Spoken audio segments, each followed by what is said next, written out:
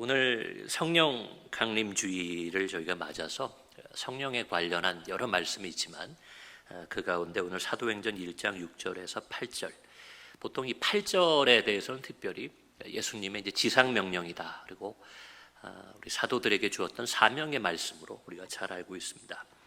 우리가 그런 이야기를 많이 하죠. 우리가 살아가는 기독교인들의 오늘날의 삶의 시대를 성령 시대다 이렇게 얘기합니다.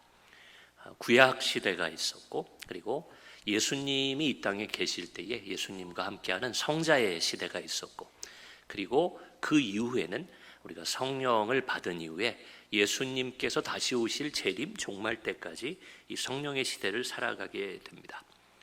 그렇기 때문에 우리가 성탄절, 부활절을 기독교의 절기 중에 굉장히 중요한 절기로 지키잖아요.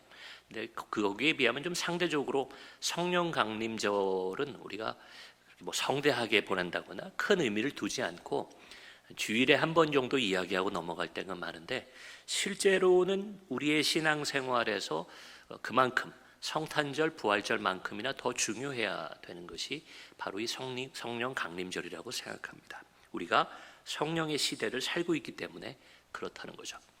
자, 그런데 우리가 성령의 시대, 그러니까 저는 뭐가 생각나냐면 처음 2000년이 되던 때가 생각이 납니다. 제가 그때 아직 청년 때라 2000년이 되면 이제 밀레니엄 시대가 열린다. 그래서 이상한 괴담도 많았고요. 또 가슴 두근두근하면서 큰 기대를 가지고 2000년을 맞이했던 게 엊그제 같아요. 엊그제 같으시죠? 그런데 벌써 20년이 훌쩍 넘게 지났네요. 근데 그때 우리가 무슨 얘기를 했냐면, 이제는 우리가 밀레니엄 시대, 2000년대를 살게 됩니다. 21세기를 살게 됩니다. 마치 그런 것처럼 성령의 시대를 삽니다. 좋은 의미라는 건 알겠는데 그게 어떤 의미인지 와닿지 않을 때가 있다는 겁니다. 저는 이렇게 말씀드리고 싶어요. 성령의 시대를 그저 살아간다라는 역사적인 고백만으로는 부족하다, 그렇게 말씀드리고 싶습니다. 우리는 실제로 성령의 능력과 또 은혜를 경험하고, 더 나아가서는 누리고 발휘하면서 살아가야 성령의 시대를 살 수 있다고 그러지, 그냥 성령의 시대에 태어나서 그 시대를 살고 있다고 성령의 시대를 산다고 말할 수는 없을 것입니다. 실제적인 능력과 은혜가 우리 삶에 있어야 된다는 거죠. 그런 점에서 우리가 어쩌면 표어처럼 그저 귀에 못이 박히도록 듣기만 했던 이 구절, 특별히 사도행전 1장 8절의 그 내용은 오순절 마가의 다락방을 시작으로 우리에게 실제적인 능력과 은혜로 주어진 그 성령에 대해서 두 가지 중요한 사실을 말해주고 있다. 저는 그렇게 생각해서 오늘 성령 강림주일 이 본문의 말씀을 나누고자 합니다. 그 첫 번째 내용은 무엇이 되나 하면요, 그 8절 제가 다시 한번 읽어드릴게요. 오직 성령이 너희에게 임하시면 너희가 권능을 받고. 여러분, 성령이 우리에게 임하면요, 무엇을 받는다고 되어 있나요? 권능을 받는다고 되어 있습니다. 여러분, 권능을 사전에서 찾아보시면 가장 위에 가장 쉽게 나오는 말은 그겁니다. 권능이란 무슨 뜻이냐? 권세와 능력이다, 이렇게 얘기를 해요. 자, 권세가 있는 사람이 또 능력을 발휘하죠. 근데 권세라고 말할 때는 조금 더 이제 자리와 관련해서 그만한 자격, 그런 자리에 있느냐라고 할 때 우리가 권세를 가졌느냐 안 가졌느냐라고 얘기합니다. 성경이 말하는 성령을 우리가 받으면, 성령이 우리에게 임하면 권능이 있다. 그 가운데 권세라는 것은 아마 자격 같은 것을 의미한다고 볼 때, 우리가 하나님의 자녀가 됐다는 것, 그리고 구원받은 성도가 됐다는 것, 그저 교회에 등록한다고 되는 것이 아니라 성령을 받을 때 실제로 그러한 권세를 갖게 된다라는 것을 의미합니다. 세상적으로, 사회적으로 얘기하면 일종의 증명서 같은 것을 받는 것처럼 성령을 받아야 우리가 하나님의 자녀요, 또 구원받은 성도가 되었다는 그러한 권세를 갖게 된다, 이렇게 얘기할 수 있어요. 물론 성령을 아직 받지 못하고 믿음으로 구원에 이른 분들도 계십니다. 어떤 목사님들은 그렇게 구원받고 마지막의 심판 때까지 그 정도의 믿음으로 살아가는 것을 부끄러운 구원이다, 이렇게 얘기하는 경우도 있습니다. 권세를 아직 받지 못했기 때문에 아마 그렇겠죠. 그만한 자격을 얻지 못했기 때문에. 그것이 성령의 임재가 된다는 거죠. 또 두 번째로 권세와 좀 구별되게 능력이라고 우리가 얘기할 때는 우리가 어떤 능력이라고 할 때 좀 구체적이고 실제적인 것을 의미하죠. 그러한 걸 어떤 일을 감당할 수 있는, 어떤 일을 책임질 수 있는 능력이 있느냐라고 물어볼 때는 그 자격증만 가지고 얘기하는 건 아닙니다.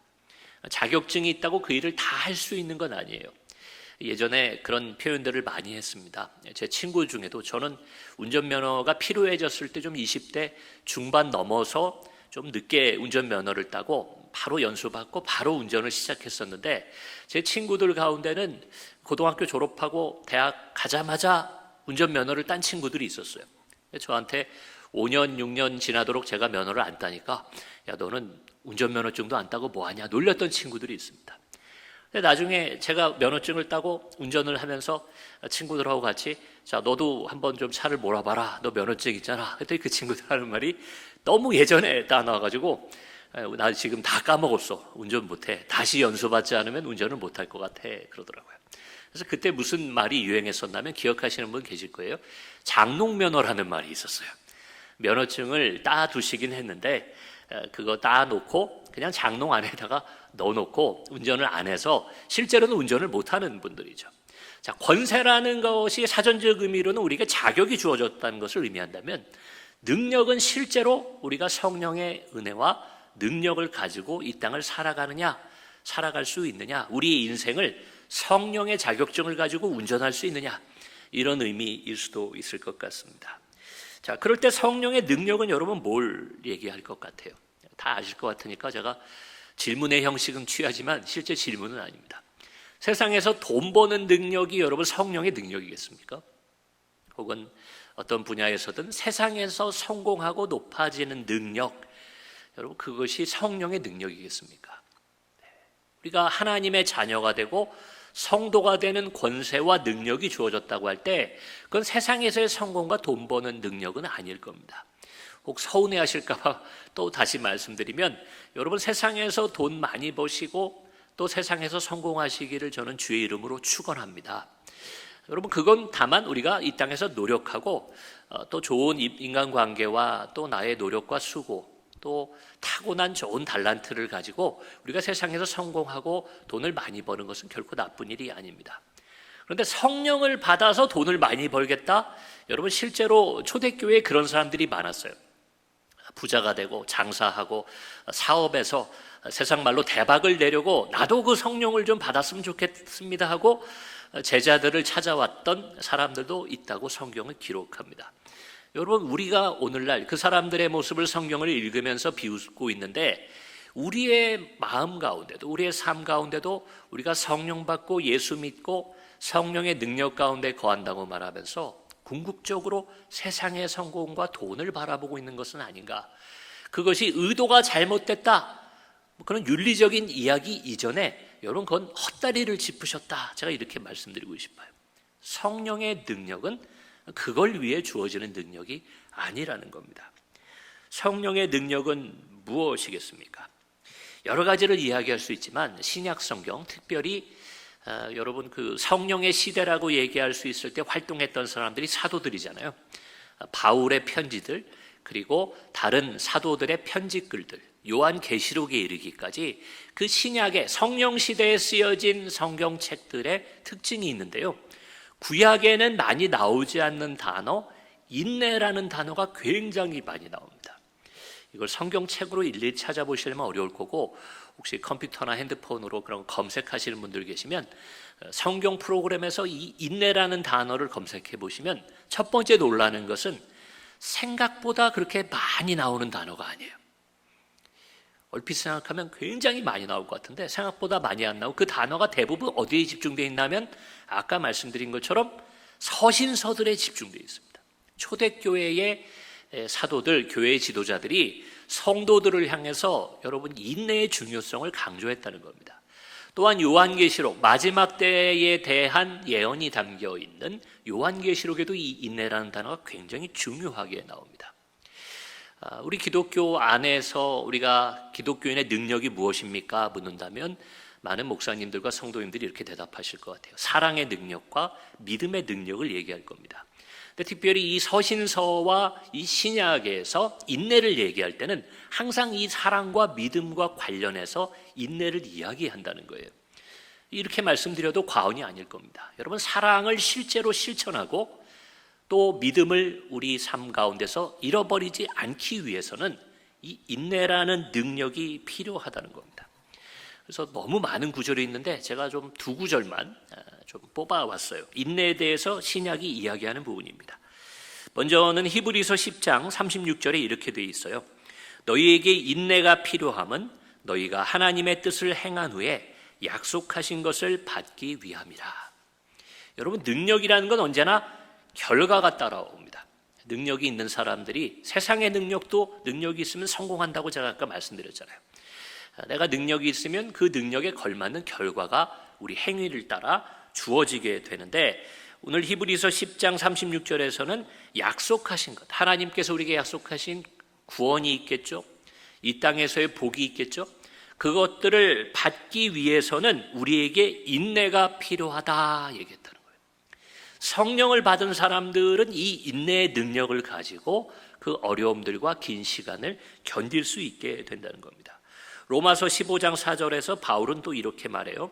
우리로 하여금 인내로 또는 성경의 위로로 소망을 가지게 함이니라. 여러분, 이 구절을 잘 보시면요, 우리가 소망을 갖는다는 것은 마지막 때, 주님 오실 때에, 오늘 저희가 읽은 본문의 앞부분에도 보면 예수님께서 그렇게 말씀하시거든요. 내가 다시 올 때를 기다려라 얘기하면서 그때까지는 성령을 통해서 너희가 땅끝까지 내 증인이 된다 이렇게 말씀하셨다는 거예요. 근데 주님이 오실 때까지 우리가 기다린다라고 할 때 소망을 가지고 살아가는 거예요.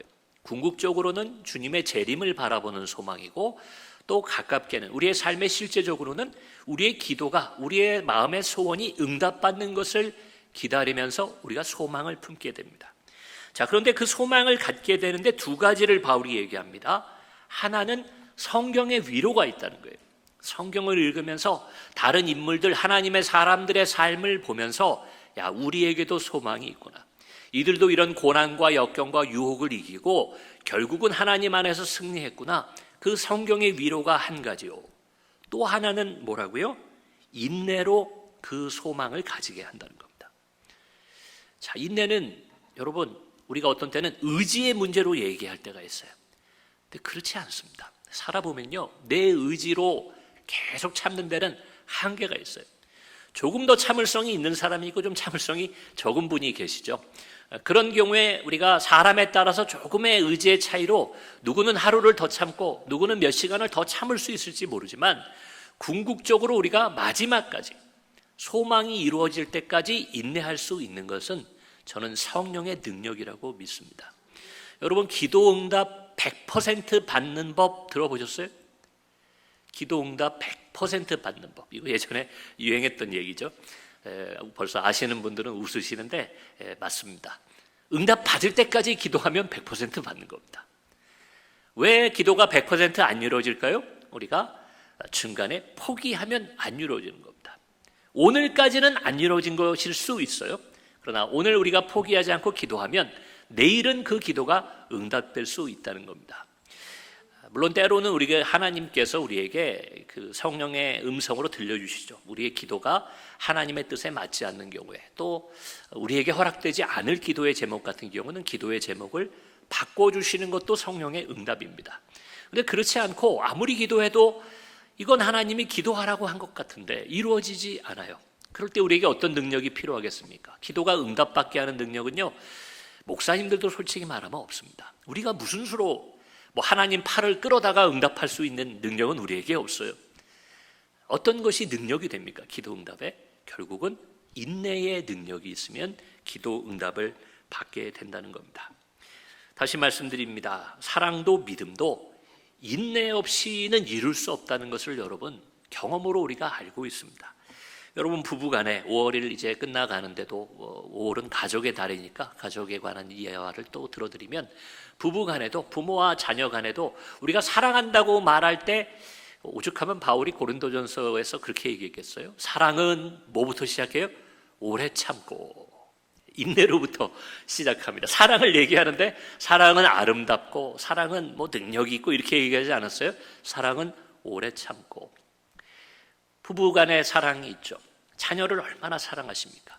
근데 그 사랑을 끝까지 지켜나가려면 뭐가 필요하다고요?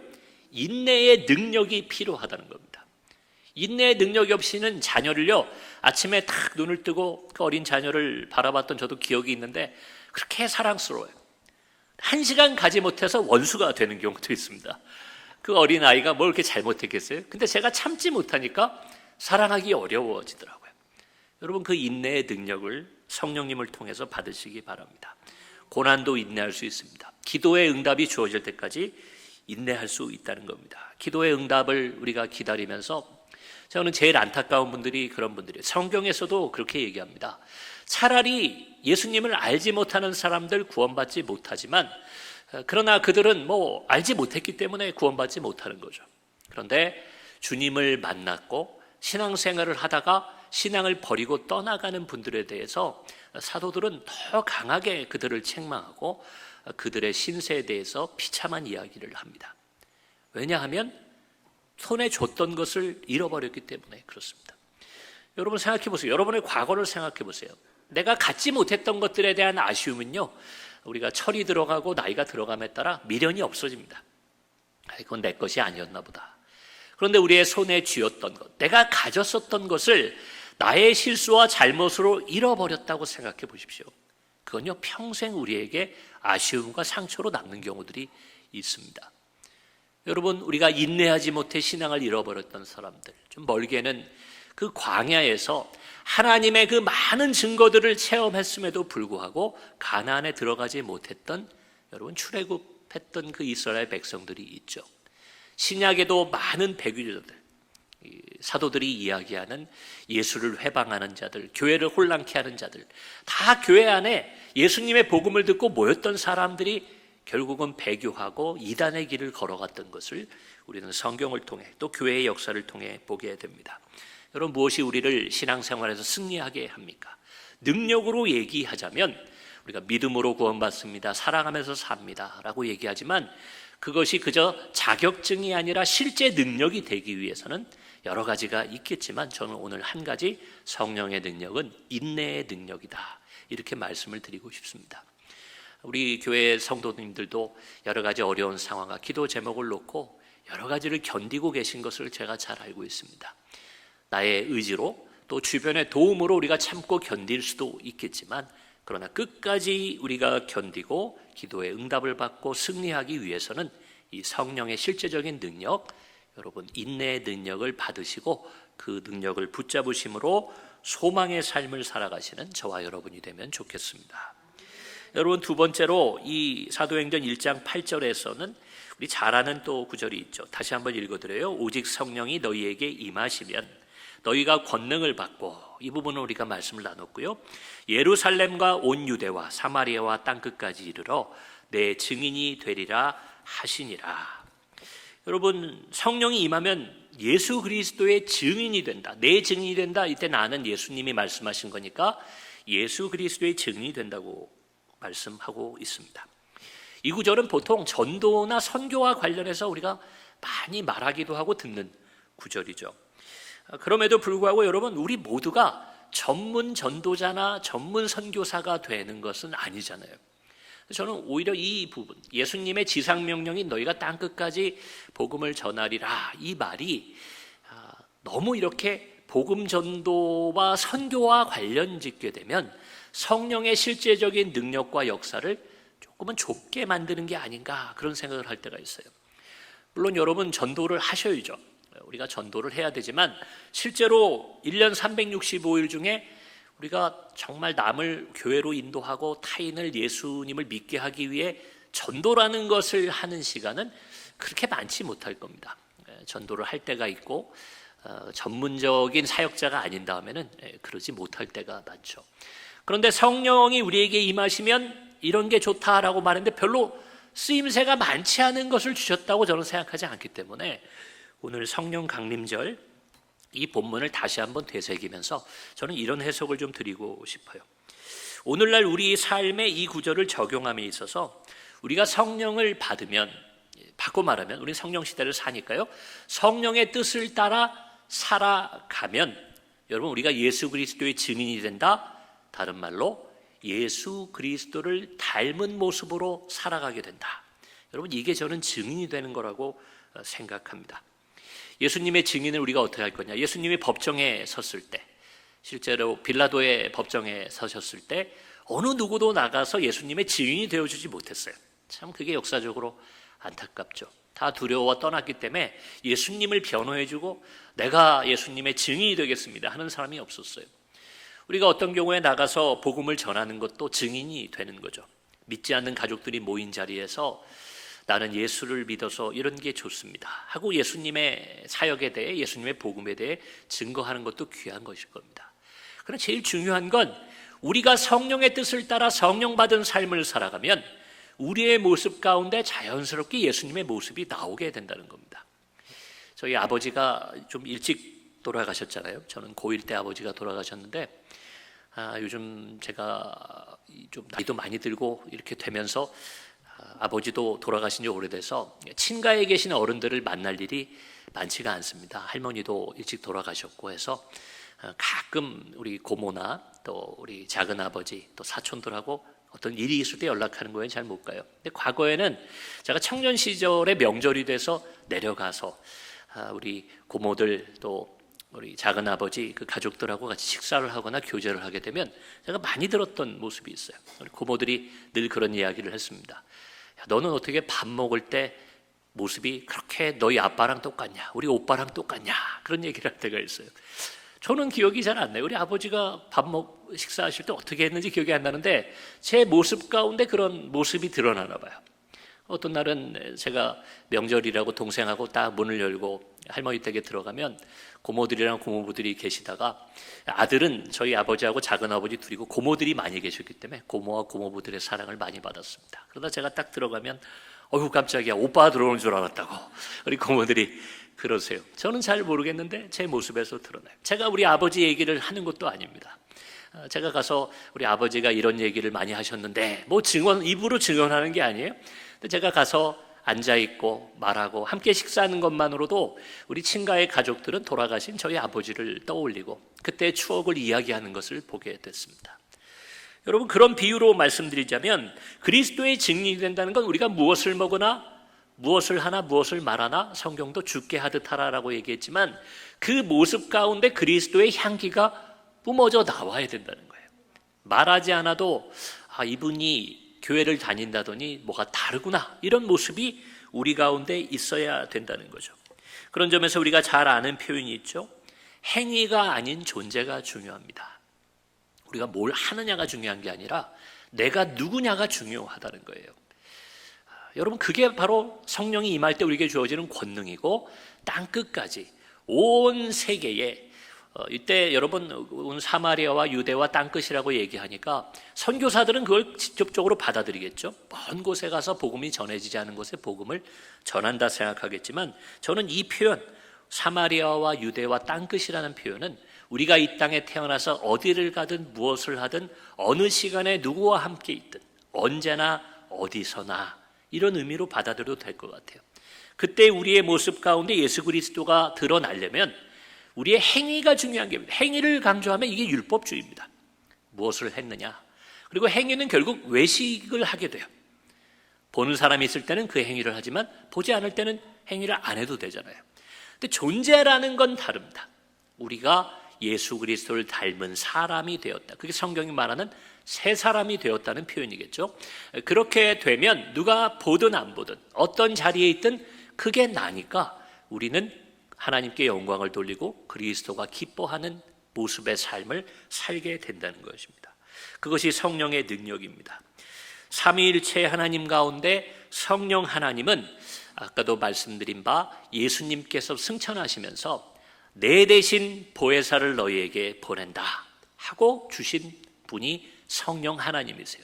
삼위일체 신앙으로 바라본다면 그렇기 때문에 성령이 우리에게 임하셨다, 바꿔 말하면 예수 그리스도의 인격이 우리에게 덧입혀졌다, 여러분 이렇게 생각해도 되는 거예요. 이게 틀린 말이 아니죠. 삼위일체 하나님이고 예수님이 승천하시면서 홀로 남는 제자들에게 뭐라고요? 내가 보혜사를 보내겠다. 그리고 주신 분이 성령 하나님이기 때문에 성령이 우리에게 임한다는 건 우리가 예수님과 동행하는 겁니다.